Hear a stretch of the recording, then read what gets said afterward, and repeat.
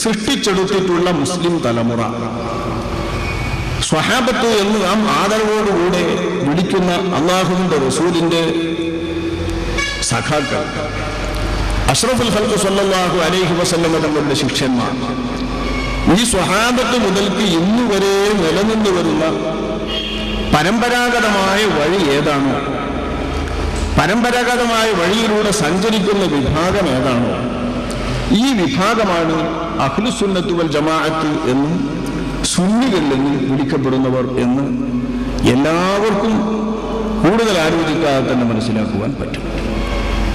മുസ്ലിങ്ങൾ എന്ന സ്വതേ പേരിൽ, മുസ്ലിംകൾ എന്ന പരിശുദ്ധ ഖുർആൻ പേര് വെച്ച, തൗറാത്തിലും ഇഞ്ചീലിലും വെച്ച പേരിൽ വേറെ ഒരു വിവേചക നാമവുമില്ലാതെ പറഞ്ഞാൽ തിരിയുന്ന വിഭാഗം പരമ്പരാഗതമായി ഒരേ വഴിക്ക് വരുന്നവരാണ്. ഈ വഴിയിൽ നിന്ന് ഏതെങ്കിലും ആളുകൾ ഇടക്കാലത്ത് വെച്ച് ഒറ്റപ്പെട്ടാവട്ടെ സംഘടിതമാകട്ടെ തെറിച്ചു പോവുകയും തറവാടിൽ നിന്ന് പുറത്തു പോവുകയും ചെയ്യുമ്പോഴൊക്കെ തറവാട്ടുകാർ അവർക്കൊരു പുതിയ നാമം നൽകും, അവരെ അറിയപ്പെടാൻ. എങ്ങനെ തിരിച്ചാലും മറിച്ചാലും അവരിഷ്ടപ്പെട്ടാലും ഇഷ്ടപ്പെട്ടില്ലെങ്കിലും ആ നൽകപ്പെടുന്ന നാമത്തിലാണ് ചരിത്രം അവരെ വിളിക്കുക. ആ നാമത്തിൽ പറഞ്ഞാലേ അവരെ ആളുകൾക്ക് എക്കാലത്തും മനസ്സിലാക്കാൻ കഴിയും. ഈ വിധമുള്ള ഒരു നാമം തറവാട്ടുകാർ ഇങ്ങനെ പിരിഞ്ഞു പോകുന്നവർക്ക് നൽകുകയും ചെയ്യും. സാധാരണ കുടുംബ തറവാടിൽ നിന്ന് പിരിഞ്ഞു പോകുന്നവരെ പോലെയല്ല. കുടുംബ തറവാടിൽ നിന്ന് പിരിഞ്ഞ് എവിടെ മാറിയാലും ആ തറവാട് നാമം പഴയ കാലത്ത് ആ കുടുംബത്തിൽ താമസിച്ചിരുന്ന എല്ലാവർക്കും ഉണ്ടാകും. അഹ്ലുസുന്നത്ത് വൽ ജമാഅത്ത് എന്ന തറവാട്ടിൽ ജീവിച്ചവരുടെ സ്ഥിതി ഇതല്ല. അത് ദീനിന്റെ പ്രത്യേകതയാവാം, അല്ലാഹുവിന്റെ ദീനിന്റെ പ്രത്യേകതയാവാം. ആ തറവാട്ടിൽ ഇരിക്കുമ്പോൾ ആ തറവാട്ടുകാരായി ഏത് വിഭാഗത്തെയും എങ്ങോട്ട് മാറിയാലും, ഏത് പ്രദേശത്തായാലും, ഏത് രാഷ്ട്രത്തിലായാലും അവരെയൊക്കെ ഉൾക്കൊള്ളുവാൻ പറ്റിയ നാമമാണ് അല്ലാഹു സുബ്ഹാനഹു വ തആല അവർക്ക് നൽകിയിരിക്കുന്നത്. അഷ്റഫുൽ ഖൽഖ് സ്വല്ലല്ലാഹു അലൈഹി വസല്ലം തങ്ങൾ അവരെ പരിചയപ്പെടുത്തിയിരിക്കുന്നത് ഈ നാമത്തിലാണ്. അഹ്ലുസുന്നത്ത് വൽ ജമാഅ മുസ്ലിമീൻ, മുസ്ലിമീൻ, മുസ്ലിമൂൻ, അഹ്ലുസുന്നത്ത് വൽ ജമാഅ എന്ന പേരിൽ അല്ലാഹുവും റസൂലും പരിചയപ്പെടുത്തിയിട്ടുള്ള ഈ വിഭാഗം ഏത് നാട്ടിൽ, ഏത് പ്രദേശത്ത്, ഏതു കാലത്തും അതേ വിഭാഗമായി തന്നെ അറിയപ്പെടും. അവർക്കിടയിൽ ഭിന്നിപ്പുകളുണ്ടായാലും അഭിപ്രായ വീക്ഷണങ്ങളുണ്ടായാലും വ്യത്യാസങ്ങളുണ്ടായാലും ഇത് തന്നെ അവർ വിളിക്കപ്പെടും. എത്ര നൂറ്റാണ്ടുകളായി ശാഫിഇകൾ, ഹനഫികൾ, മാലിക്കികൾ, ഹംബലികൾ എന്നിങ്ങനെ 4 കർമ്മശാസ്ത്ര ശാഖകളായി തിരിഞ്ഞിട്ട് ആ ശാഖകളിലൂടെ വഴിപിരിഞ്ഞ് സഞ്ചരിക്കുന്ന വിഭാഗം അഹ്ലുസുന്നത്ത് വൽ ജമാഅത്ത് എന്ന തറവാട്ടിൽ കുടുംബത്തിൽ താമസിക്കുന്നു. നൂറ്റാണ്ടുകളായില്ലേ. അവരെ ഒന്നിച്ചു പറഞ്ഞാൽ ആർക്കും തിരിയലോ, സുന്നികളിൽ എന്നോ മുസ്ലിമീങ്ങളിൽ എന്നോ പറഞ്ഞാൽ അവരെ ആർക്കും ബോധ്യപ്പെടും. നേരെ മറിച്ച് ഈ കുടുംബത്തിന്റെ ലൈനിൽ നിന്ന്, ഇവർ സഞ്ചരിച്ചു വന്ന സരണിയിൽ നിന്ന്, പ്രചാരപ്പെട്ട അവരുടെ പരമ്പരാഗതമായ മാർഗത്തിൽ നിന്ന് ആരേതു കാലത്ത് വ്യതിചലിച്ചാലും അവരെ തിരിച്ചറിയണമെങ്കിൽ അവർക്കൊരു തിരിച്ചറിവിന്റെ നാമം വേണം. ഈ ഒരടയാളം മാത്രം മനസ്സിലാക്കിയാൽ അഹ്ലുസുന്നത്ത് വൽ ജമാഅത്തിനെ സംബന്ധിച്ച് ആരാണെന്ന കാര്യത്തിൽ ആളുകൾക്ക് സംശയമുണ്ടാകാൻ ഒരിടയുമില്ല.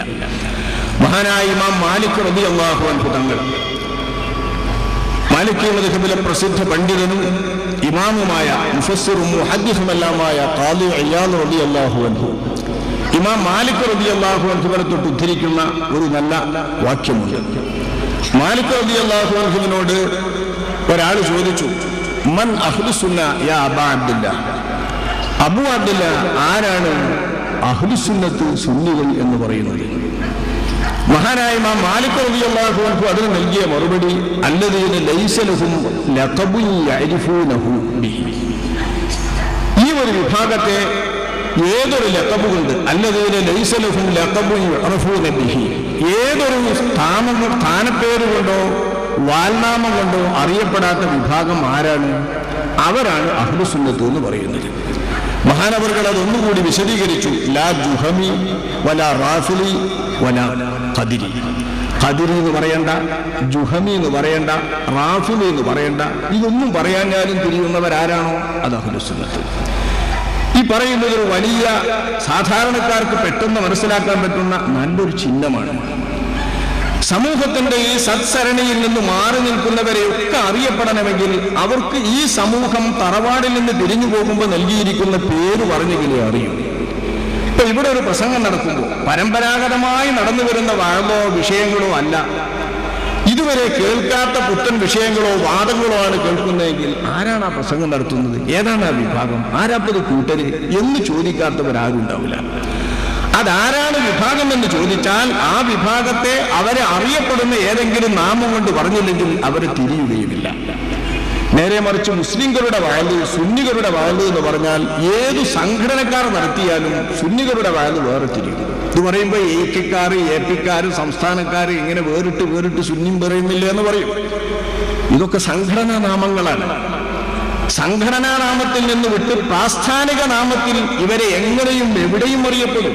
ഏത് രാജ്യത്തും അറിയപ്പെടുന്ന വിഭാഗമാണ് അഹ്ലുസുന്നത്ത്. തമിഴ്നാട്ടിലാവട്ടെ, കർണാടകയിലാവട്ടെ, ഉത്തരേന്ത്യയിൽ എങ്ങുമാവട്ടെ, ദക്ഷിണേന്ത്യയിൽ എവിടെയാവട്ടെ, ഇന്ത്യ രാജ്യത്തിന് വെളിയിൽ വിദേശങ്ങളിൽ എവിടെയാവട്ടെ, ഈ പഴയ ആശയത്തിലും പഴയ വിശ്വാസത്തിലുമുള്ള ആളുകൾ ഒന്നിച്ചൊരു പ്രാസ്ഥാനിക നാമത്തിൽ അറിയപ്പെടും സുന്നി പ്രസ്ഥാനം അഹ്ലുസുന്നത്ത് വൽ ജമാഅ എന്ന്. പ്രാദേശികമായി അവർക്ക് പ്രത്യേകം സംഘടനകളുണ്ടെങ്കിൽ ആ സംഘടനാ പേരും അറിയപ്പെടുന്നു മൊത്തമാണ്. ഇത് സംഘടന കുഴപ്പം വന്നപ്പോണ്ടായതാണ്. സംഘടന കുഴപ്പത്തിന് മുൻപ് ഇതില്ല. സംഘടനയുടെ പേരും സംഘടനാ കുഴപ്പവും ഉണ്ടാക്കിയതും നമ്മൾ അഹ്ലുസുന്നത്തിന്റെ ആളുകളല്ല. ഇതൊക്കെയും ഐക്യം തകർത്തവരാരാണോ അവർ തന്നെ ഉണ്ടാക്കിയ പുലിവാലുകളും വിഷമങ്ങളുമാണ്. ഈ സംഘടനയൊന്നുമില്ലാതെ, സംഘടനാ നാമങ്ങളൊന്നുമില്ലാതെ മുസ്ലിമീങ്ങൾ അഹ്ലുസുന്നത്തായി കേരളത്തിൽ ജീവിച്ചു വരുന്നതിനിടയിൽ പുതിയ ഒരു സംഘടനാ നാമത്തിൽ ഒരു സംഘടിത രൂപം കേരളാടിസ്ഥാനത്തിൽ ഉണ്ടാക്കി വന്നത് ആദ്യമേ ബിദ്അത്തിന്റെ സംഘമാണ്, വഹാബിസമാണ്. കേരളത്തെ സംബന്ധിച്ചിടത്തോളം കേരളീയ മുസ്ലിം ചരിത്രത്തിൽ ഈ സംഘമാണ് സംഘടനാ നാമത്തിൽ മുസ്ലിമീങ്ങളെ ചേരിതിരിച്ചതും വിഭജിച്ചതും. ശേഷം അനിവാര്യമായ വേളയിൽ പലർക്കും അങ്ങനെ വരുമല്ലോ, അങ്ങനെ സംഘടനകളുടെ നാമങ്ങളൊക്കെ വന്നു. അപ്പൊ ഈ നാമങ്ങൾ മാറി നിർത്തിയാൽ പ്രസ്ഥാനം അറിയപ്പെടാൻ പ്രത്യേക നാമം ആവശ്യമില്ല. ശരിയായ നാമത്തിൽ അവർ അറിയപ്പെടും മുസ്ലിമീങ്ങൾ, സുന്നികൾ എന്ന്. ഇങ്ങനെ അറിയപ്പെടുന്ന വിഭാഗം എല്ലാവർക്കും തിരിയുന്ന പോലെ ഇന്ന് പരമ്പരാഗതമായി ജീവിച്ചു വരുന്ന വിഭാഗമാണ്. ഈ വിഭാഗത്തിന്റെ വഴി ഏതാണെന്ന് മനസ്സിലാക്കുന്നത് രക്ഷയുടെ വഴി അതായതുകൊണ്ടാണ്. രക്ഷയുടെ വഴി അതായതുകൊണ്ട് എവിടേക്കാണ് നമ്മുടെ യാത്ര, ഏത് ലക്ഷ്യത്തിലേക്കാണ് നമ്മുടെ പ്രയാണം. ജീവിതം ഒരു യാത്രയാണെന്ന് നമ്മൾ മനസ്സിലാക്കുന്നുണ്ട്. അള്ളാഹുവിലേക്കുള്ള ഈ യാത്രയിൽ അള്ളാഹുവിനെ കണ്ടെത്താൻ, അള്ളാഹുവിലേക്ക് എത്താൻ, അള്ളാഹുവിനെ കാണാൻ നമുക്ക് പറ്റണം. സ്വർഗലോകത്ത് വെച്ച് മാത്രമേ അള്ളാഹുവിനെ കാണൂ. അള്ളാഹു ആ തിരുകാഴ്ച നമുക്ക് ഏവർക്കും നൽകുമാറാവട്ടെ. സ്വർഗലോകത്ത് അള്ളാഹുവിനെ കാണാൻ ഇടയാവുക എന്നത് തന്നെയാണ് നമ്മൾ കാക്ഷിക്കുന്ന, ആഗ്രഹിക്കുന്ന ഏറ്റവും വലിയ സൗഭാഗ്യം. ഈ സൗഭാഗ്യം നേടണമെങ്കിൽ ആ സൗഭാഗ്യം നേടുന്ന വഴിയിലൂടെ സഞ്ചരിക്കണം.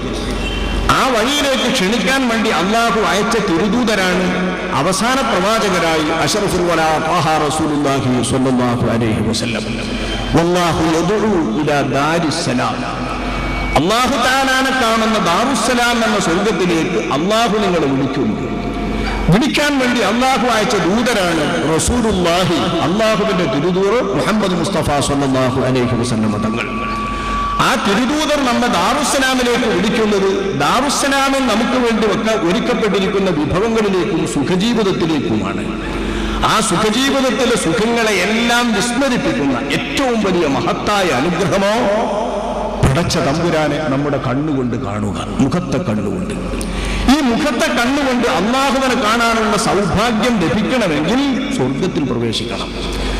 അതിന് പറ്റുന്ന വിധത്തിലുള്ള മുഖവും കണ്ണും, അതിന് പറ്റുന്ന വിധത്തിലുള്ള രൂപവും അള്ളാഹു നമുക്ക് നൽകണം.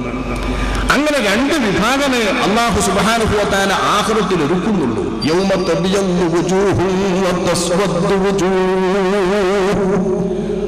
ഒരു കൂട്ടം ആളുകളുടെ മുഖങ്ങൾ ശോഭിക്കും, തിളങ്ങും.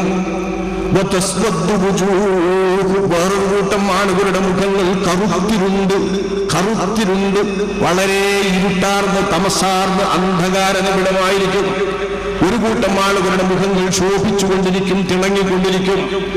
ബഹുമാനപ്പെട്ട ഇബ്നു അബ്ബാസ് റളിയല്ലാഹു അൻഹുവിനെ പോലുള്ള പല സ്വഹാബാക്കളും ഇതിനെ വ്യാഖ്യാനിക്കുന്നത് മുഖം ശോഭിക്കുന്നവരും തിളങ്ങുന്ന കണ്ണുള്ളവരും ശരിക്കും തിളങ്ങുന്നവരും അവിടെ അഹ്ലുസ്സുന്ന, ഇതേ പേര് തന്നെയാണ് സ്വഹാബത്ത് നൽകുന്നത്, അഹ്ലുസ്സുന്ന.